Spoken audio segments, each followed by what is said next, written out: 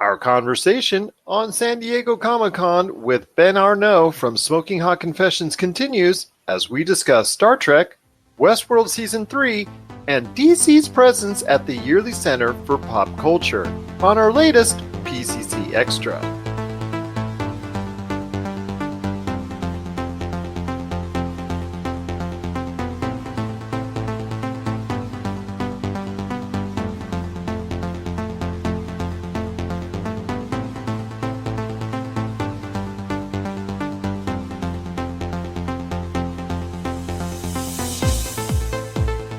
You know what? We got Star Trek, we got Westworld, we've got so much more when it comes to Comic-Con, and we're going to try and break it down because Marvel dominated Comic-Con, but there was still a lot more to talk about. My friend, you've got a great thing going on when it comes to the Smoking Hot Confessions podcast and the overall experience known as Smoking Hot Confessions. So you got to let everybody know what's going on with your show, Smoking Hot Confessions, and SmokingHotConfessions.com. As you know, I was in the United States earlier in the year, toured through Louisiana, through Memphis, up to Kansas City, down into Arkansas, and recorded an entire series of videos and podcasts.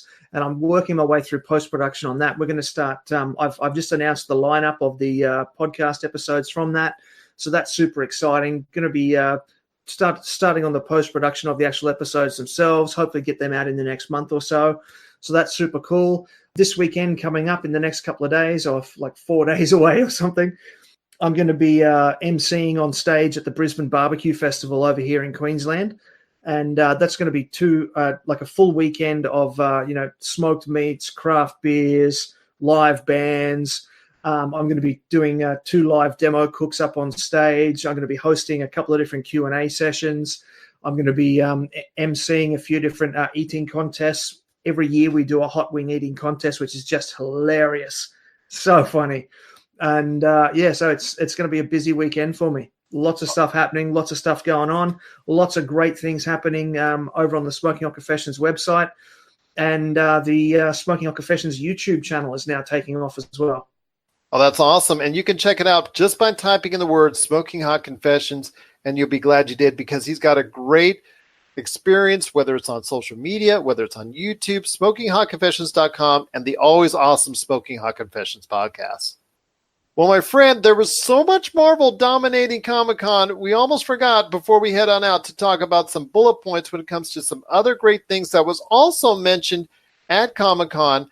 I'm going to tell you right now, while number 1 was definitely Marvel, a distant number 2 was Star Trek with what they announced, including new trailers for the Picard show that's coming to CBS All Access, which is going to include like Patrick Stewart already. We know he's going to be back as Picard, but favorites from Star Trek Next Generation like Riker, Deanna Troi, Commander Data, and even 7 and 9 from Star Trek Voyager will be part of the show.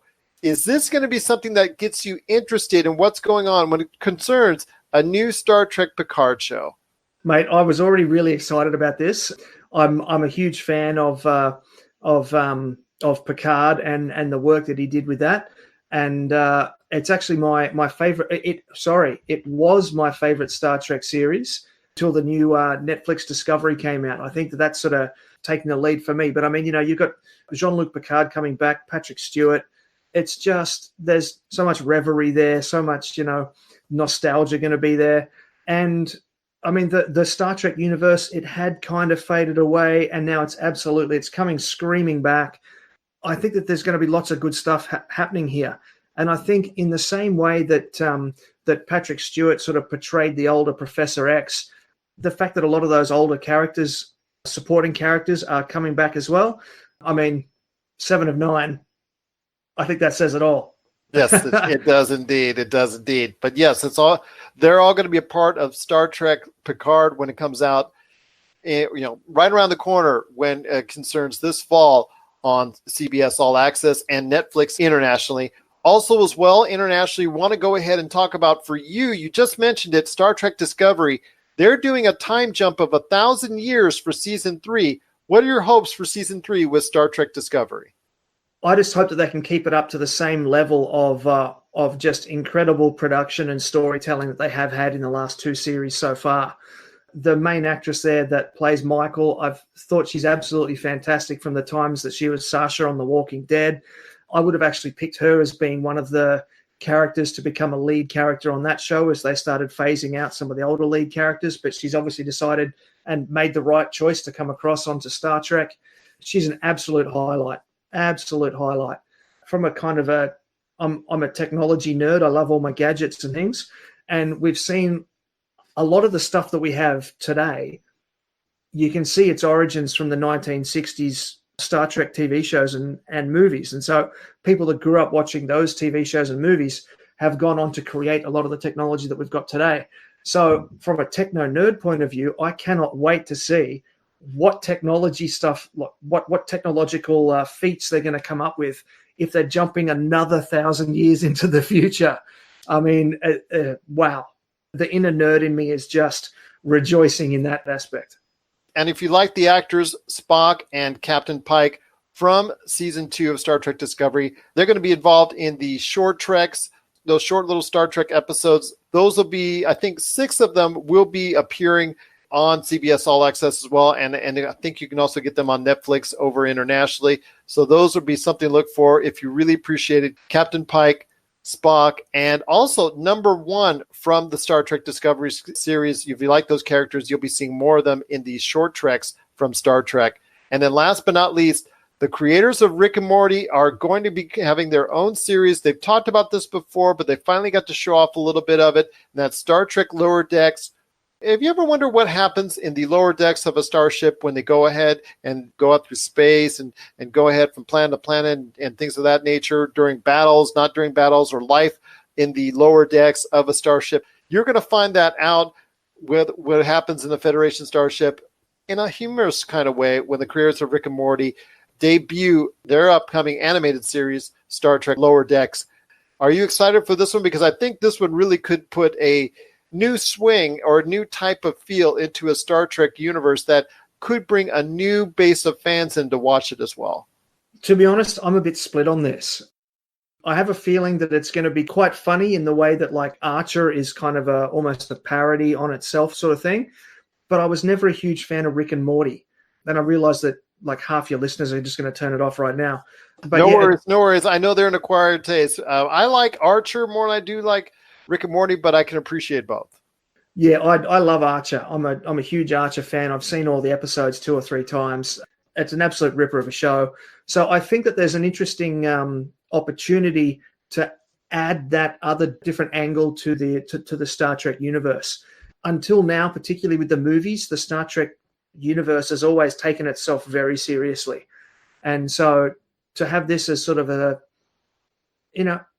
it's almost going to be like a palate cleanser between films. It's going to be something light, something engaging, something kind of funny, but also familiar. And as you said, it's about life on the lower decks, which is something that we've never explored before. And I think that the only sort of film series that's kind of even mentioned that idea was the Austin Powers films, when he's running around going, oh, now look at you. You haven't even got a name tag. You've got no chance. And, they go through and they talk about, what happens to the henchmen and all that sort of stuff. All the red shirts. The red shirts, exactly. Yeah. So I think that we're going to have a bit of an opportunity to see that sort of thing. As I said, I am split on this though. Well, I'll tell you what, it's still going to be something interesting to see when it comes out on CBS All Access. And also check it out, probably Netflix or Amazon Prime. I've seen a lot of that as far as Amazon Prime as well for some of the Star Trek shows, including Picard. So you want to check your listings internationally if it's going to come out on Netflix or if it's going to come out on Amazon Prime for Star Trek Discovery, which you said is on Netflix. Also as well, Star Trek Picard, which I thought was going to be coming to Amazon Prime. You want to check for sure. Star Trek Lower Decks, and also as well the Star Trek shorts. You want to check out those when they come out. It looks like it's going to be a great year for Star Trek as they try and reinvigorate what's going on with their franchise even more. Television-wise, as I was talking to Josh, I think they're doing great when it comes to Star Trek. What they're doing with the movies, we'll have to wait and see. I know Quentin Tarantino, who's got Once Upon a Time in Hollywood, he mentioned that if he does do a Star Trek, it'll be his last one. It's going to be R-rated and all that. But who knows what's going to materialize, because Star Trek 4 fizzled out already. So we'll see what's going on with the future of Star Trek. But Television-wise, it looks very strong indeed, coming up with all those great shows and great shorts coming to a screen near you when it comes to Star Trek. My friend, before we head on out, we got to talk about more great things, and that's going to be Westworld Season 3 coming back to HBO. I talked about this before on the show as far as Westworld trying to become that next Game of Thrones must-watch. Hasn't been quite yet. I think the first 2 seasons were quite confusing to viewers, but the robots, the androids, are out of the park.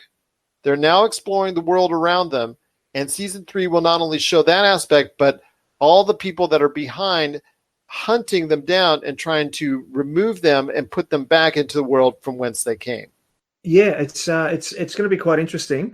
Westworld hasn't really sort of taken off as a major show here in Australia, and in fact, I only originally found it on a plane flight to America. But since then, I've watched the entire first season. I haven't had a chance to get to the second season yet. Most of this because it's hard for us to find here. As long as Tandy Newton's in it, I'm happy. She's incredible in the way that she's able to just like each time they wipe her memory and then implant her into give her a new implant of memories. She performs each of those different variations of the character just so well. She's fantastic. I like the idea of the robots getting out of the park and being hunted down. It's very kind of Blade Runner. I think there's all sorts of those sort of deep ethical questions that they can explore through those types of storylines. Hopefully they do it a bit better than the latest Blade Runner movie. Well, I'm going to have to disagree with you there. I think Josh and I will both go to bat against you on that one, but I will let you go ahead and continue, my friend. Yeah, no, I just think it's, they've been in the park for 2 seasons now. There's kind of nowhere else for them to go. Otherwise, you end up trapped in the Jurassic Park kind of situation where, oh, okay, we're back to the island, and oh, it's all gone bad on the island again, and oh, how are we going to solve it? So I think having them come out into the wider world, I think that was kind of their only option at this point in order to keep storytelling. Is it going to be the next Game of Thrones? I don't think so. I don't know. Well, I'll tell you what, my friend, there's still a lot to talk about when it comes to Westworld, but you're right. It still hasn't reached that level. I know HBO wants it to. They're putting enough money into the series, but it's still not quite clicking yet with audiences to the point where they want it to be their number one show. Will it get there? We'll have to wait and see. Will it even attract anywhere near that type of Game of Thrones audience? Again, we'll wait and see. But as Westworld Season 3 hits televisions later this year, we're going to be interested to see where that season lies and what happens to all the androids now that so many of them are exploring the world around them. You're listening to the Pop Culture Cosmos. Check out what's been going on with the Pop Culture Cosmos Show and the PCC Multiverse. I see the potential for basically like another Netflix kind of paradigm shift where here comes this other major player. They have a ton of resources. Apple could change the way that entertainment is consumed. They say it's the only time this year that you'll have stars from each brand battling each other. And we know it's not going to be the case, but they like to say that, and more power to them, I guess. Well, it's a big first step, bringing all those superheroes together. There were definitely some parts of the movie that I really enjoyed, and then there were some parts that I thought just kind of fell short of expectation. Part of it has to be something to do with how it's being promoted, and this is a thing where audiences do not agree with critics. That's the Pop Culture Cosmos Show. And the PCC Multiverse, every week on the Podcast Radio Network and Apple Podcasts. And over a dozen of your favorite streaming and podcasting options. Last but not least, my friend, DC. Kind of underwhelming this year. Yeah, I know exactly who. With all the stuff that was going with Marvel, DC was very, very underwhelming this year, and I was very disappointed by their performance this year at Comic-Con. No sign of Wonder Woman 84, no sign of Birds of Prey, no sign of the Joker movie, really. No signs of any of the major projects that they've got upcoming. Very disappointing. A lot of their shows that are shown in America to a very small audience on the CW, like Arrow, Flash, all those small shows, they all got their trailers and they all got talked about as far as what's going on with their universes and Supergirl and Batwoman and all that. That's great. But again, very small audiences worldwide. I think probably internationally, they get more of an audience than they do here in the States for those shows. It is Arrow's final season, and they did show a trailer for that. Okay, that's great, but you know what? It was still kind of disappointing to see how they didn't really actually put out too much. They did renew Young Justice for another season, and they did announce a R-rated animated series featuring Harley Quinn. Okay, a lot of people can be into Harley Quinn. I get that, and it's going to be very exciting. But outside of the big news that Doom Patrol was renewed for season 2, and it's going to be part of HBO Max and also as well the DC streaming service for all the 30 people that have it. I'll tell you what, my friend, that is it's a very good show. I know a lot of people have given it very high critical ratings, and you know what? Now it's going to be seen by a larger audience because it's going to be part of that HBO Max, Warner Brothers whole love fest that they're going to be doing.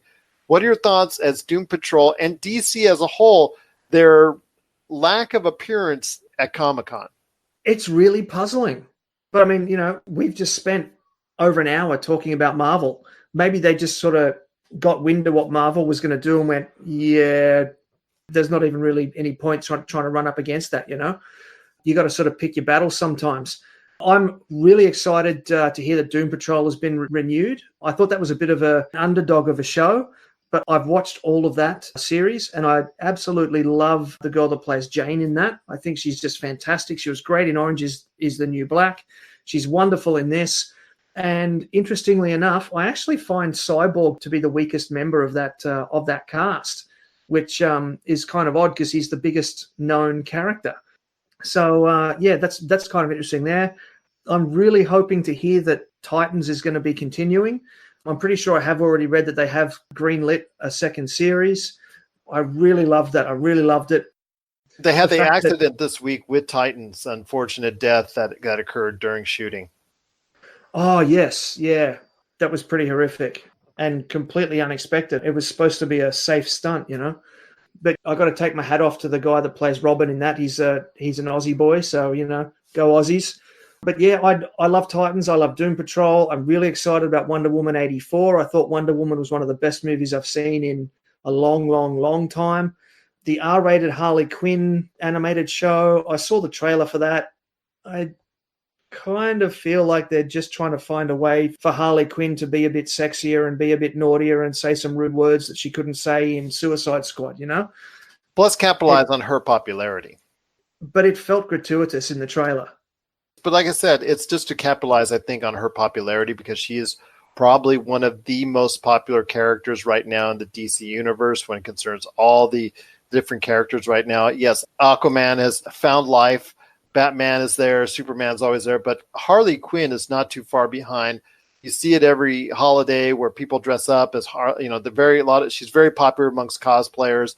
She's a very popular overall. So I see Harley Quinn series as being something that they want to heavily promote, and whether or not it's good or not, we'll have to wait and see. But yeah, I think it's something that they're trying to bank on her character's popularity going forward. But you're right. Overall, DC was just, with Marvel putting out everything so big, and that is surprising to me because of the fact that they had their own D23 in late August. You figured they would go ahead and have this type of announcements for there, which tells me that there's going to be a lot of Star Wars stuff said there that wasn't said at Comic-Con. So it looks like it's going to still be a great time at D3 going forward. But for DC, they need to go ahead and have a presence somewhere where they can go ahead and their upcoming projects even more, because you've got Joaquin Phoenix as the Joker coming in October.